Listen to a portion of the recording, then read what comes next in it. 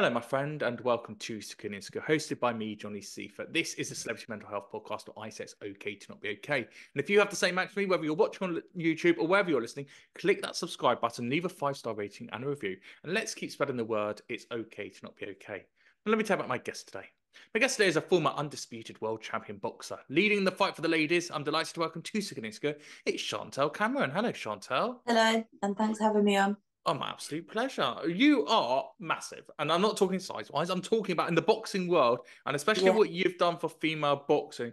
You've really not just championed female boxing, but championed the way that it's not a dangerous sport and there's a lot of fun that could be had with it as well. turning up to a boxing gym doesn't mean that you've got to step in the ring and have contact. Where boxing, you can just go to the gym, punch bags, punch pads, and have a laugh as well. Go with your friends. And the best thing about boxing is you can have the world on your shoulders and so much stress on you and having a bad time at work, bad relationship.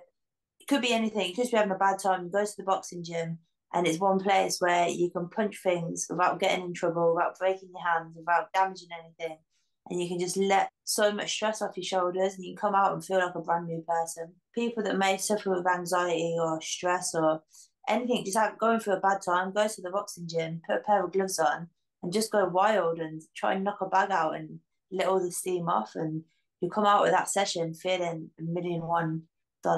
Well, that's what people say. Imagine that punch bag as that person that you really want to punch Yeah, and let that aggression out. Or same if you're baking and let's say you're making a pizza dough and you're pounding the air you're kneading and really think about what you're doing to that person that you wish you could do, but you're not allowed. When you have got that catharsism inside you and you are really letting out because you are so stressed, what mentally does that do to you, the more punches that you're throwing? you just empty yourself.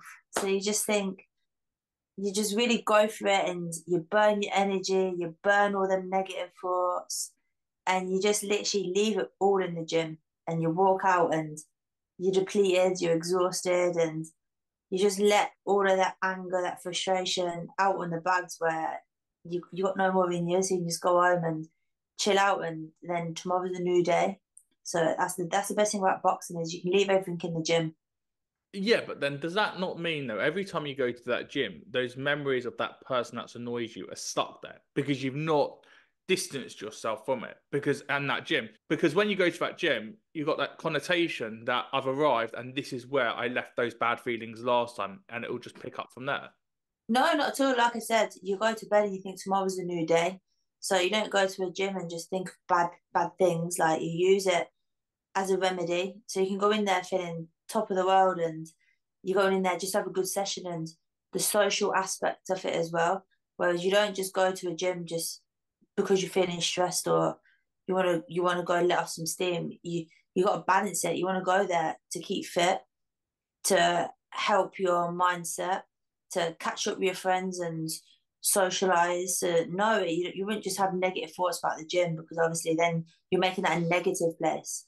So it's the way you balance your mindset. Where if you are having a bad day or are stressed, you have the opportunity to go there and let the steam off. But you shouldn't just use it all the time as a negative environment because then it would become a negative environment. So no, you go there as well, just even when you're having a good day, just to go burn some energy, get a good session in, get a good sweat on, and everyone feels great after exercise. If you go for a run, if you go boxing, if you do a spin class, as soon as you exercise, the majority of the time you always feel better. You let the endorphins out and you're happy, you're proud of yourself. So just exercise in general. So no, you wouldn't use a boxing gym just as a negative place. You kind of leave it at the door and tomorrow's a new day and you go about with different intentions. Well, let's look at where those intentions started with you. Let's go back to the beginning, growing up in the 90s in Northampton. Talk to me about your childhood. I had a good childhood. I was from a council estate where nothing was given to you and wasn't really much to do. So you would get in a bit of trouble now and again. And obviously, I wasn't from a middle class family where there'd always be food on the table. I can remember watching my mum and dad struggle to feed us, me, my brother and sister, and always having to work hard. And obviously, I started kickboxing, and that had a big impact on the finances in my household because it's pricey. Kickboxing is an expensive sport, and I'm so grateful that my mum and dad invested in me. But yeah, where I was from is council estate, not much happening. There was no real support in the estate I was from. There wasn't anything going on for kids, so all we had to do was play on the streets, and that's where you do end up getting a bit of trouble here and there because we had nothing kind of to look, no one to look up to, or nothing for us to take part in. There's no real sports or anything like that. It was a lot different, but I'm glad from where I grew up because it shaped me to the person I am now, and I think it's made me it's given me that graft as well. I've come from nothing, and I've had to make sure that I've beat all the odds. And especially where I'm from, I can remember being at school and my school teacher making comments about being from the Eastern District, and I'm out to nothing, and I'll be stacking shelves in Tesco, which is so offensive. And back then in the 90s, teachers can get away with saying things like that. But that comment has stuck with me all these years. And now I'd love to see him and be like, because I'm from the Eastern District, I got sacked from Tesco, but I become an undisputed world champion. So you was kind of right, but also wrong. And I own properties now. I succeeded, and you're trying to trying to stereotype me because I was from the Eastern District, but I beat the odds, and I'd love to just see him and kind of be like, well, look what I've done now. But I suppose in a weird way, it's kind of put the pressure on you from the opposite way, that you've had to make up for his comments and more so because, as you say, you know, the boxing, your training that you're doing when you're in getting ready for a big match, that's really intense. But then working in property is really intense. Flipping over properties, also Yeah, the demand of, we know the property landscape at the moment is absolutely horrific. So having to have that business head on and making sure you're making enough money, and then going, also, I don't want to be in that position that my parents are in when I was a child, so that my yeah. children don't go through that as well, or my future doesn't end up like that. How much pressure do you put on yourself to have the most amount of money that is possible? And we know that if you want £1 million, you get the million. You want 2 million, you want 2 million, you want 10 million, and that fight is only against yourself, not against anyone else. Yeah, it's really hard because like I see it as I'm very blessed how fortunate I am to be in a position I am in now.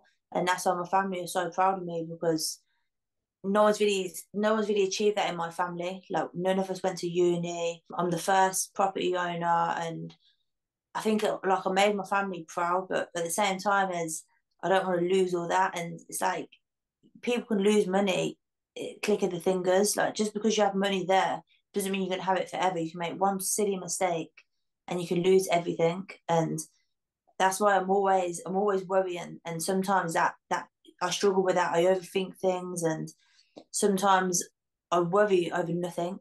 I worry over money where I'm comfortable with where I am and what I'm doing, but because of my background, I do worry because I grew up with nothing, and I don't want to lose everything I have now. So it's kind of a battle that I have with myself where I need to enjoy life and be grateful for the position I'm in, but at the same time as just realize that boxing could end tomorrow. I could have an injury and it's all over, and then where am I going to make money? I'm lucky that I've got a couple of houses with rent, but that's not the same as me fighting and the money I'm making from fighting and sponsors. So that's something that I always battle with. Is it hard though to go up? I suppose not the class system necessarily, but the way that you treat money. So the fact of, if I said to you, right, here, Chantelle, I'm going to give you £10,000, and one would go, well, I'm going to put that in savings because I know what could Yeah. happen, or I've got my 380,000 followers on Instagram. I get a lot of press lines. I am known in the boxing world. I'm really highly regarded and respected in the sporting world, and especially in female sporting world. I've got 10 grand. Cool. I'll just go to the Maldives for a week. See you later. No, so I'm quite tight. I'm very tight and very Mm. sensible. So I'd put it in the bank, and I generally would. So when I get my fight pass and stuff, I always invest the money, have treat myself like a tiny bit, and the rest just goes in the bank because I'm always worried about when my career ends having no money. So my mindset is keeping my money safe for the day that I hang up the gloves because I don't want to be struggling in the future. So mine's just about building my future. Even though there's a saying that money doesn't go to the grave with you, which is true, and I always try to say it to myself, but I'm quite tight and very sensible with money, which is good and bad because I should enjoy it and I should make the most of it, but at the same time, I'm a worrier, and that's probably my downfall. So if someone give me £10,000, I wouldn't spend it all. Probably spend 1 or 2 grand, and the rest will go in the bank. At the age of 10, you started doing the kickboxing. You're now in 2024, all those years later, and where your whole life has basically been, from what you know, kickboxing, to then Yeah. go, oh, it could end, is like there's been some realization in you in the past couple of years of going, hold on a minute, this isn't forever. Whereas you'd spent so long building up to this moment of, I want to get to this stage. It's almost like you feel internally that you've peaked, and now you already see that you're going on a downward trend. Is that fair to say? I think it's since my last fight. I think there's so many ups and downs in pro boxing. It's a tough sport, whereas people just see the fight night, the lights, the cameras, the action. But I boxed in November, and since November, nothing's happened. So you spend one night of having the lights on you and enjoying every moment and enjoying the night, but then nothing happens for months and months. And that's when it's kind of a reality that this isn't forever. And when you're winning, everyone wants to know, and there's always noise around you. But if you have a loss, you're bottom of the pile. The people don't want to talk about you. No one's really interested, and it's hard. So I think for me, that's where I'm very much stuck on. I'm glad that I've been the way I am, because boxing isn't forever, and you're only hot property when you're winning.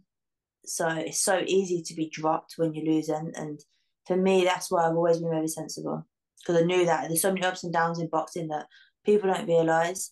1 minute you're having a fight, then you're not having a fight. You want to fight for a big fight, but then that doesn't happen. And then it's in negotiation. So it's all very back and forth. And you can be told something, but it doesn't mean it's going to happen. And things you can think you're going to get an opportunity, but it with the chance of it happening are very slim. So until I've signed a contract and the fight's announced, I never think anything's happening until a contract signed and there's an announcement. So that's just my mindset in my career. Well, also, it's a business, same as show business. Yeah, You know, I was having a conversation before that, there's no real friends in show business. Everything is yeah, a give and take. Everything is as a perverse incentive. Someone wants to take you out for lunch. It's not because they want to treat you. It's because they're looking for something in return. There has to be yeah, that give and take. Not that it's nice, but that is generally what happens. In November, you had the match. And then we're now recording in April. So we're 6 months later.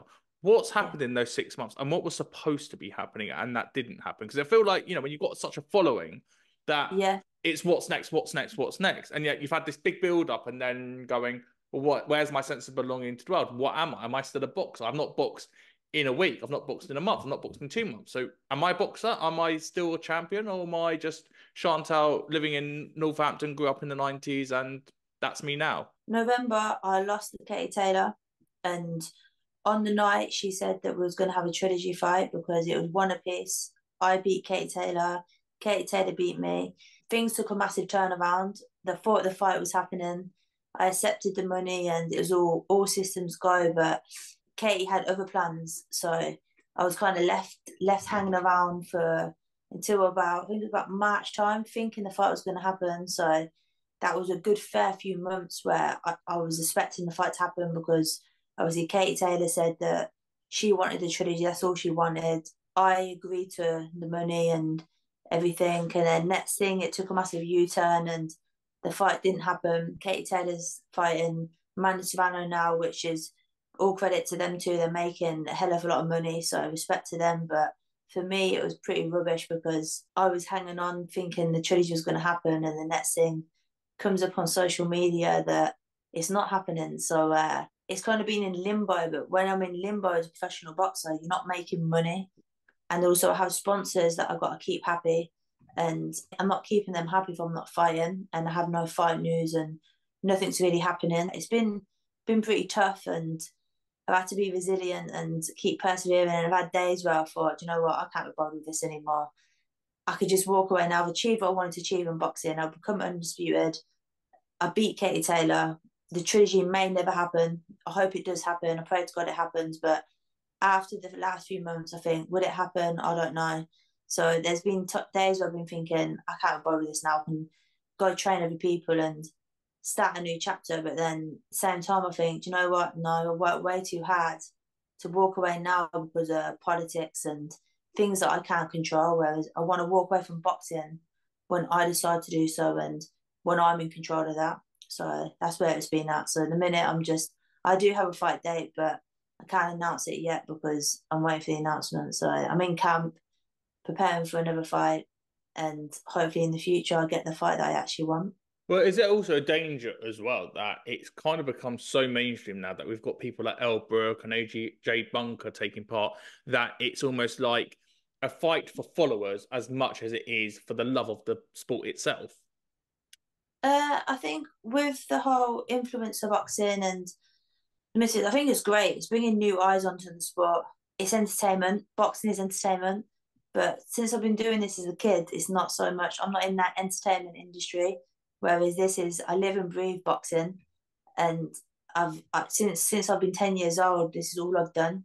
So for me, I feel like I'm completely unaware of all of that happens. I stay in my lane and I just focus on being the champion and doing what I do. And I think I don't really so much like, I think social media is taking over so much now with pro boxers. It's quite sad because there's so much talent out there, and some people ain't getting the opportunities because they don't care about social media. Whereas I really don't care about social media. I think social media is horrible. It gives people an opinion, and everyone's got an opinion, and everyone's entitled to an opinion. But someone who sits behind a fake account trolling people that are working their asses off to be the best they can be, and pushing their body to limits, and just basically just putting on a show for everyone else. I just don't think it gives them the right to sit there trolling and being nasty and saying stuff that they wouldn't say to people's faces. So that's like, there's so many pros and cons to social media. I just wish social media you didn't have to be so focused on social media to get sponsors, to get more opportunities in boxing. I think it's really sad, really really sad. Like you think about back in the day with Mike Tyson, Sugar Ray Leonard, social media didn't exist, and look what they've done and achieved. And I wish I was in that generation where social media didn't base you on your worth and how successful you are. Whereas there's so many great boxers, great athletes that don't have a massive social media following, but are probably the better fighters, in all honesty. I've got Muhammad Ali on my wall and it says, I hated every minute of training, but I said, don't quit. Suffer now and live the rest of your life as a champion. So Yeah. you are a champion. We know that. That is in the public domain.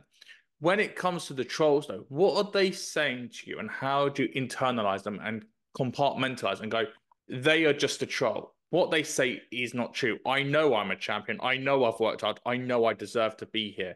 They are just noise. They are looking for clout online, but they've got an egg face and a user 1111111. Don't troll that person, by the way, because I've made it up, but there might be one out there. When I'm in fight camp, I'll come off social media. I let someone run it because obviously the last thing you want to be doing is getting nasty comments and people in opinion that are making you feel pretty rubbish about yourself. So I think it's best that so most time whenever a big fight, I just come off it and don't look at it and avoid it at all costs. But then obviously when you're not in camp and you do get a bit of grief and people with an opinion and trying to be nasty, sometimes I do try to rise above it, but there has been times where I have bit back, and I do regret it. I think I'll give them what they wanted. I'll give them exactly what they wanted because I'm replying and I lost my temper, or I've kind of bit back and give them a reaction where you're best off just ignoring them, because I think they're obviously not happy people, maybe a bit insecure, having a bad day themselves, so they want someone else to feel rubbish. And I think you're doing well if you're having them people anyway.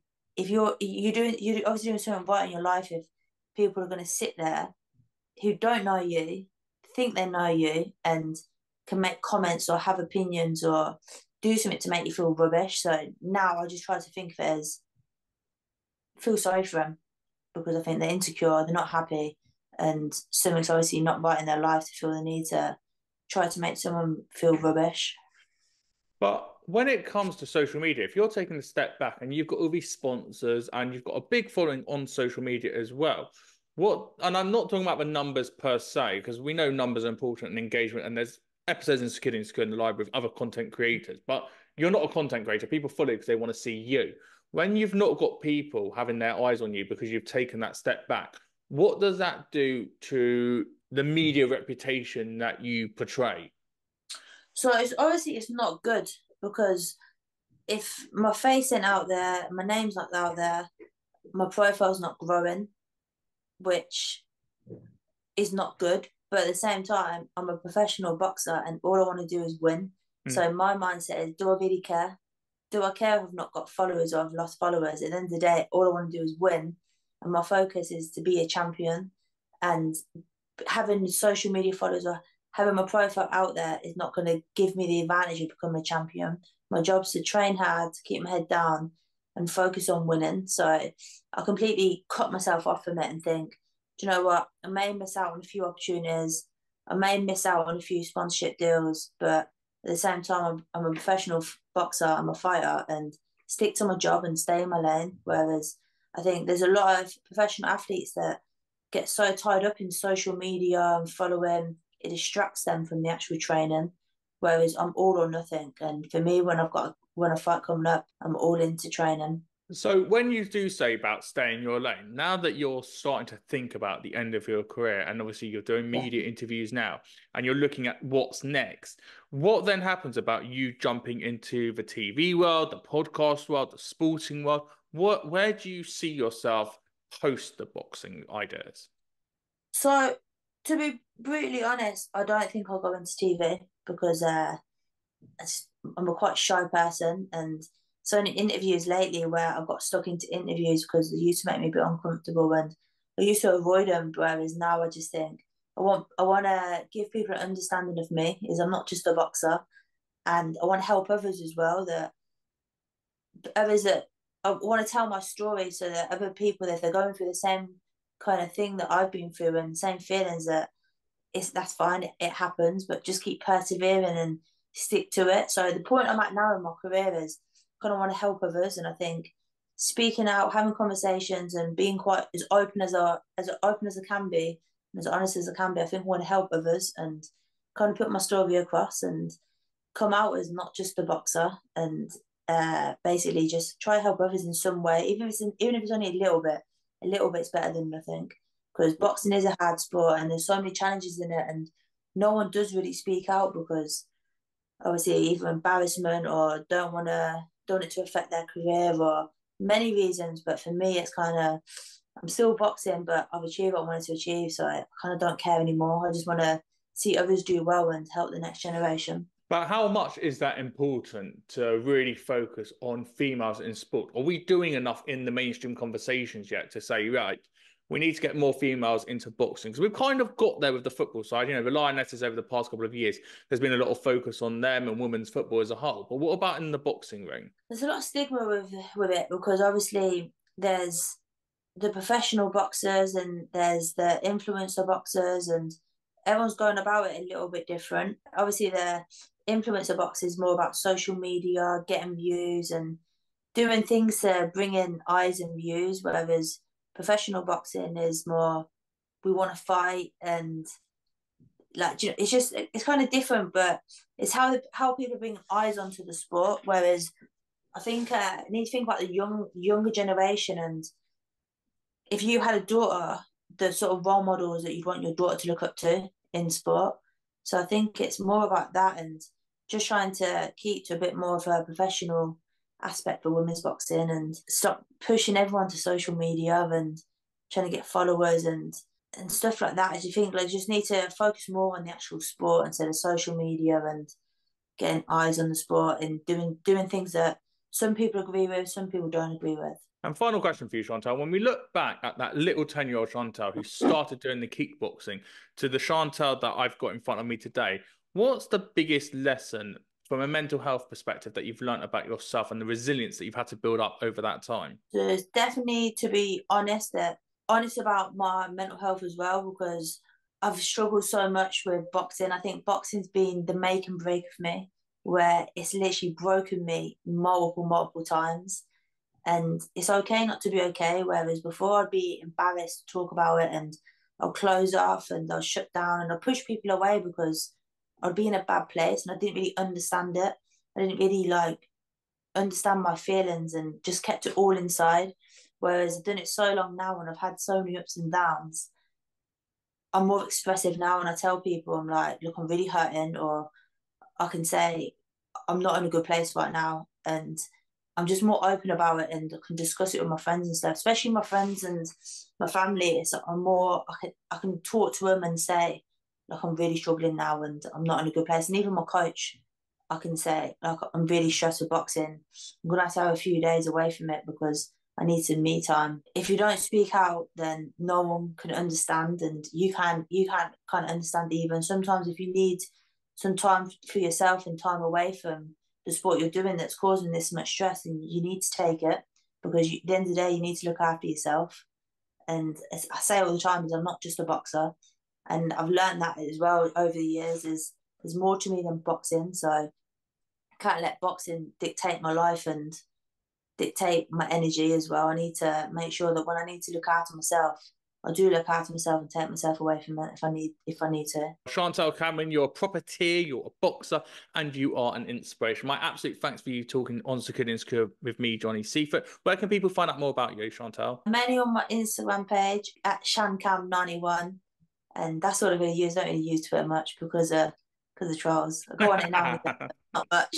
I avoid that one. Oh, absolutely thanks to Chantelle. If you enjoyed today's episode of Secure Insecure, if you're watching on YouTube, click that 5-star rating, click the subscribe button, and leave a thumbs up. And if you're listening on Acast, Spotify, iTunes, wherever you're listening, leave a 5-star rating and a review, and click that subscribe button. Let's keep spreading the word. It's okay to not be okay. On TikTok at Johnny Seifert92, on Instagram at Johnny Seifert at Secure Insecure Podcast, where you can find me. And let's keep spreading the word. As I say, it's okay to not be okay. I'm Johnny Seifert. Thanks so much for watching or listening. Until next time, thank you and goodbye.